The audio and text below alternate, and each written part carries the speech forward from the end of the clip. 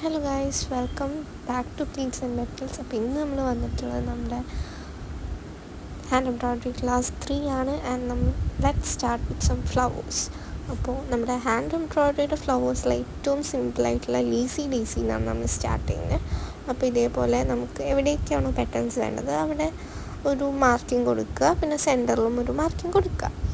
അപ്പോൾ അതിന് ശേഷം ഇതേപോലെ നമ്മൾ നടുക്കുന്ന് കുത്തിയിട്ട് കയറ്റുകയാണ് കേട്ടോ ചെയ്യുന്നത്. അതിന് ശേഷം നടുക്കുന്ന് തന്നെ കുത്തി ഇറക്കിയിട്ട് നമുക്ക് എവിടെയാണോ പെറ്റൽ വേണ്ടത്, എവിടെ വരെയാണോ പെറ്റൽ വേണ്ടത് അവിടെ കുത്തി ഇങ്ങനെ കയറ്റി കൊടുക്കുക.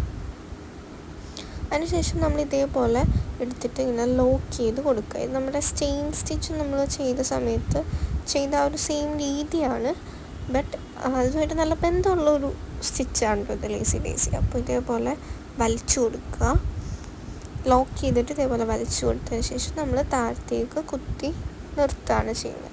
അപ്പോൾ ഇതിപ്പോൾ ഒരു പെറ്റലായിട്ടുണ്ട്, നമ്മുടെ ഫ്ലവറിൻ്റെ ഒരു പെറ്റലാണ് ഈ കാണുന്നത്.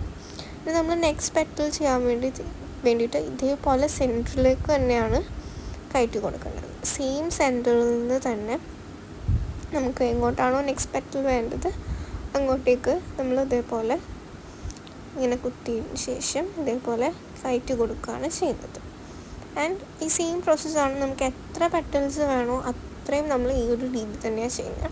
ആൻഡ് ഹാൻഡ് എംബ്രോയ്ഡറിയിലെ one of the most simple ഫ്ലവറാണ് ലേസി ഡേസി. ആൻഡ് ചെയ്യാൻ ഭയങ്കര സിമ്പിളുമാണ്, എന്നാൽ കാണാൻ ഭയങ്കര ബ്യൂട്ടിഫുള്ളും ആയിട്ടുള്ളൊരു സ്റ്റിച്ചാണ് ഇത്.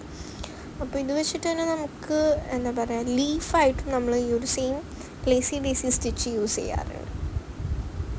അപ്പോൾ ഇതേപോലെ ഞാനിപ്പോൾ ഒരു 8 പെറ്റൽസാണ് ടോട്ടൽ ഇവിടെ കൊടുത്തിട്ടുള്ളത് കേട്ടോ. അപ്പോൾ നമ്മുടെ ഇഷ്ടത്തിനാണ് നമ്മൾ പെറ്റൽസ് കൊടുക്കുന്നത്. അപ്പോൾ ഇതേപോലെ നമ്മൾ 8 പെറ്റൽസാണ് ഇവിടെ ചെയ്ത് കൊടുക്കുന്നത്. ആൻഡ് ഇതേപോലെ നമുക്ക് എത്ര പെറ്റൽസ് ചെയ്യുന്നോ അത്രയും ഇതാണ്. ഒരു 5 പെറ്റൽസ് ആണെങ്കിലും കാണാൻ നല്ല ഭംഗിയാണ്.